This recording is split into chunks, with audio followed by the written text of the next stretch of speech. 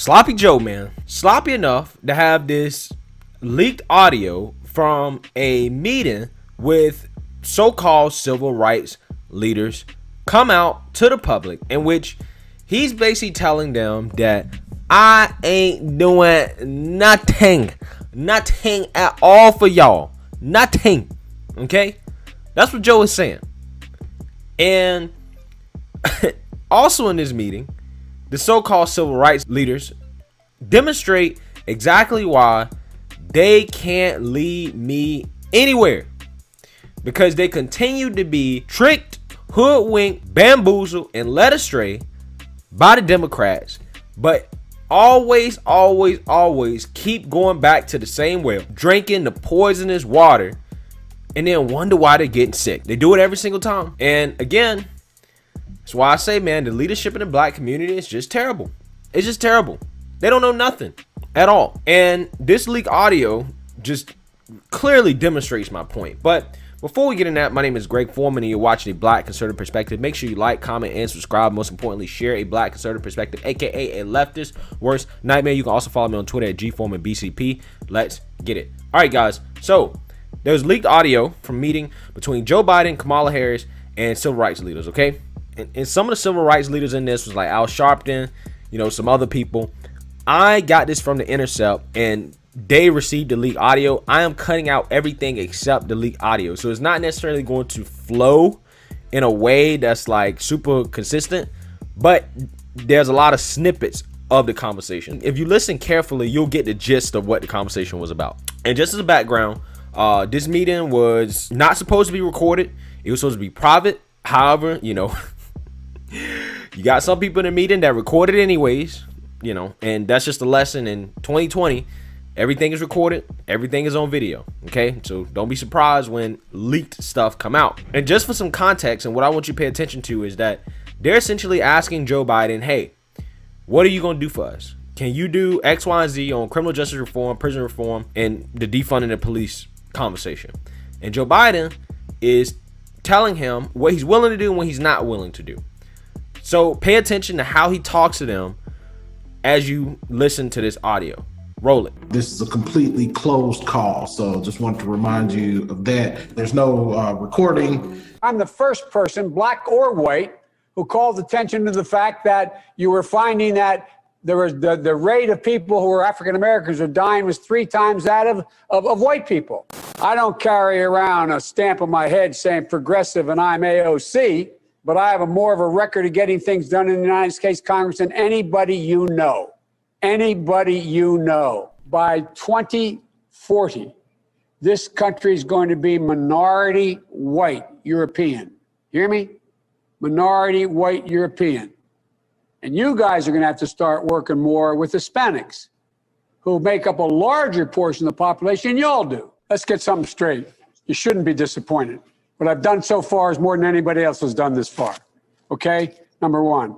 Number two, I mean what I say when I say it. I want to ask that you consider issuing an executive order to create a national task force to examine challenges to our democracy, a National Voter Access Commission. It's going to be important, for example, that one of your first actions is a reversal of the executive order that President Trump promulgated that essentially seeks to gag conversations about diversity, race, and history among anyone who contracts with the federal government. And so we would ask you to lend your voice and your strength and your influence and your power and your ability to reach across the aisle to try and pass the George Floyd Justice and Policing Act. But failing that, we would ask you to pull from that act measures that can be enacted by executive order. You have the power to call for a national database on police misconduct. You have the power to ask for a registry that will allow people to easily search in public multiple misconduct complaints against particular officers. You have the ability to impose a database around police killings and police shootings. And these are things that you can do by executive order. There is a prison tragedy that is unfolding because of COVID. I encourage you to use your power to order an investigation of state and local prisons and jails to find out precisely what is happening, and you have that power through the Department of Justice. We don't care about throwing fists in the air and the symbols. We want the substance. The Joe Biden I've known is substance. The Kamala Harris I've known is substance. We need it now more than ever. And I would hope that the first day you start doing the things with your executive orders to restore some dignity to law enforcement in our community and to voting. There's some things that I'm going to be able to do by executive order. I'm not going to hesitate to do it. But what I'm not going to do is I'm not going to do what used to, Benita, you probably used to get angry with me during the debates when you'd have some of the people you were supporting say, on day one, I'm going to executive order to do this. Not within the constitutional authority. I am not going to violate the Constitution. There is a Constitution. It's our only hope. Our only hope. And the way to deal with it is where I have executive authority, I will use it to undo every single damn thing this guy has done by executive authority. But I'm not going to exercise executive authority where it's questioned, where I can come along and say, I can do away with assault weapons. There's no executive authority to do away with that. And no one's fought harder to get rid of assault weapons than me. Me. But you can't do it by executive order. If you do that, next guy comes along and says, well, guess what? By executive order, I'm going to say everybody can own machine guns again.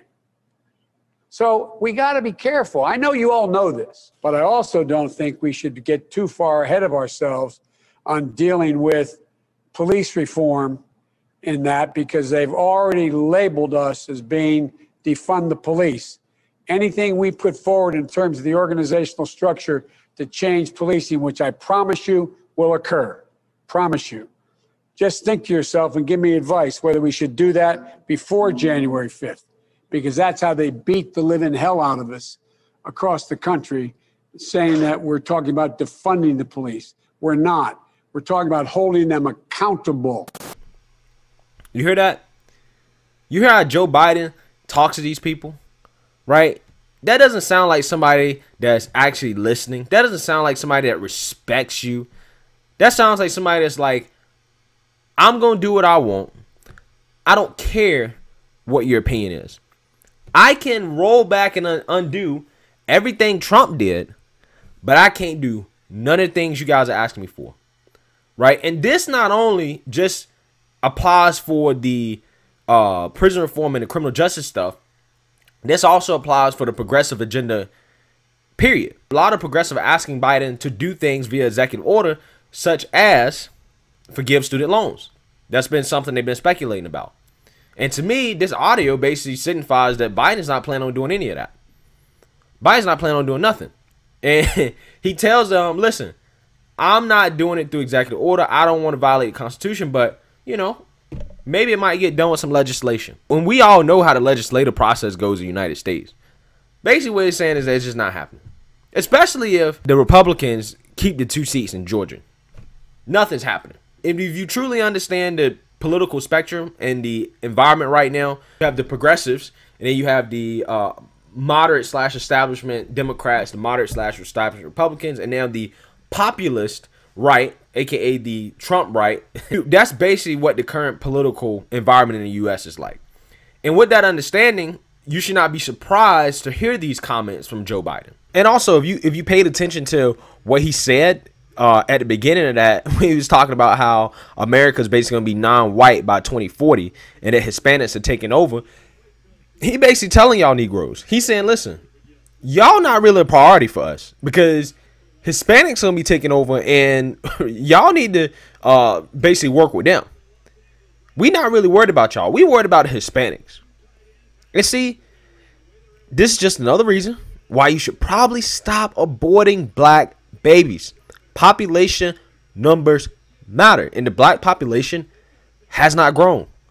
Okay, 19 million something abortions in the black community since 1973. So,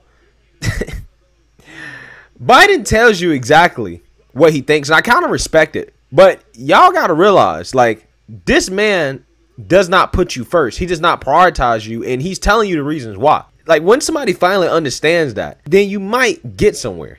You know, and what annoys me is that these people keep coming back to Joe Biden, asking him to do things that he will not do.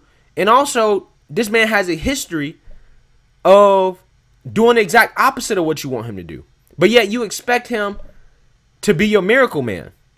When President Trump has shown time and time again, hey, I might not be able to do everything for you, but at the very least, I'm willing to listen. Joe Biden don't sound like a man that's willing to listen. Joe Biden sounds like a man that got his mind made up about what he will and won't do. Trump, on the other hand, will listen. You guys remember the First Step Act, Kim, Kanye being there to help, suggest who President Trump should grant a pardon to and clemency to. Trump worked with Tim Scott on opportunity zones. Trump has a record of showing that, hey, I'm willing to work. You come to the table with ideas, let's see if we can make it happen. But no, Trump says racist things sometimes, or so-called racist things sometimes. We can't work with him. But we'll work with Biden. Even though Biden has actually acted on things that people may say are racist, but he comes out and he has a message of unity. He's politically correct. So we'll work with him. And again, it just goes to show how simple-minded these people are. I would much rather have somebody who is willing to do it and to listen and has shown that he's willing to act on certain things, but he sometimes might say some stuff that's questionable, rather than somebody who says all the right things but will do the exact opposite of what they're saying. I would much rather have Trump than Biden on something like this. And this is why I keep trying to tell people, a lot of these super woke black people on the left are celebrating Trump being out of office, like all their racial issues are solved, like their life just got magically better if Trump leaves office, of course. But my question to these people is, like, what did you really gain? You didn't gain anything. If anything, you missed out on a big opportunity. Because again, the political strategist in me sees President Trump as somebody that's, you can work with. He has the type of personality in which if you frame certain things in the right way and you can, make it look good for him politically, I think he would strongly consider doing some things. And again, we've seen it with what he did with criminal justice reform, what he did with Tim Scott, right? But beyond that, another annoying part about this whole thing is the fact that they're not even asking the right questions. They're asking about people that are already trapped in the system, right? They're asking about people who most likely are having a negative effect on communities in the first place. Now, I'm not saying all of them do. A lot of people are just locked up for stupid reasons like, drugs, right? But what that brings me to is that, first of all, you should be asking about policies that are going to help people make a positive impact. People that want to make a positive impact. You should be asking about, what are you going to do to help business? What are you going to do to help entrepreneurship? What are you going to help do to bring jobs? That's what you should be talking about. The whole conversation should be about that. And if you are going to talk about criminal justice reform or the police issue, why don't you talk about policies that avoid people getting locked up in the first place? I don't know. Maybe like, what are you going to do to push for legalization of marijuana? I know some people might, they shouldn't legalize marijuana. Like, honestly, guys, like I said, this is an issue most people agree on. People just think it should be legal. I think a lot of conservatives agree on it. And quite honestly, it's a big missed opportunity for conservatives. Besides what a lot of people think happened with the election, I think that if Trump would have came out for legalization and acted on it, I think that he truly could have won in a landslide. Right? I'm not saying that he may not have. I'm just saying, like, maybe he would have got 85 million votes or 90 million votes instead of 73 million. That's what I'm saying. And the thing is, I think he would actually do it if he had people pushing it to him. If he had people pushing it and saying, hey, President Trump, you should do this because X, Y, and Z reasons, I think he'd do it. This is stuff that if the civil rights leaders are actually serious about criminal justice reform, they should talk about how to avoid people getting locked up in the first place. Because if you avoid giving police a reason to lock people up in the first place, honestly, you wouldn't even need to have any of these conversations. Those problems will be solved because police can't just, search a vehicle because they smell marijuana, or, lock you up for petty drug crimes, right? But regardless of that, as an individual right now, right, the best way to avoid interaction with the police is either to not use marijuana and, illegal drugs, or if you're going to use it, be smart about, whatever you're doing, right? So I really do feel like legalization is consistent with, conservative principles and values of individualism, freedom, liberty, and small government. And honestly, I really do need to do a more detailed video on the conservative argument for legalization, because it is a very strong one, to be quite honest with you. But anyways, yeah, I'm just frustrated and disappointed to see that our so-called civil rights leaders keep getting bamboozled, hoodwinked, tricked, led astray by the Democrat Party, by people like Joe Biden, who's obviously not going to do anything, who promised the world but are not going to do anything and don't want to do anything. But yeah, I have to sit here and listen to these people suck up and beg this man to do something that he does not want to do, while demonizing President Trump, who's proved that at the very least he will listen and act on things, but yet for whatever reason he's the racist bad guy. But let me know what you guys think. Make sure you like, comment, and subscribe. Most importantly, share a Black conservative perspective. Peace.